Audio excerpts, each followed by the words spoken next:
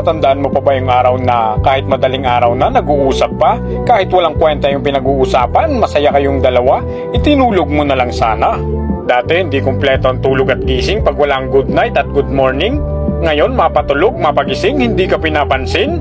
Dati pag nag-post ka, kauna-unahan siya nagko-comment, pinupusuan niya, sinishare niya pa.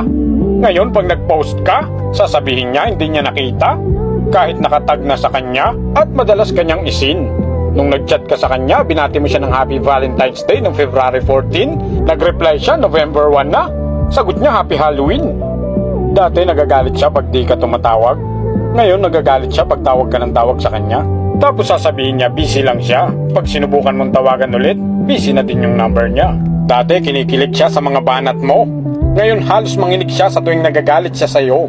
Ngunit ang minsan siyang mapatawa, yan ang dahilan ng iyong ngiti at pananatili. Pilitin mo mang ibalik ang dati, hindi na maaari. Ganyan talaga ang pag-ibig, matamis na maanghang, maalat na mapait, masarap na masakit. Pero dahil mahal mo siya, maghimutok man ang iyong damdamin, hindi ka pwedeng magalit at magtampo. Daanin mo na lang sa biro.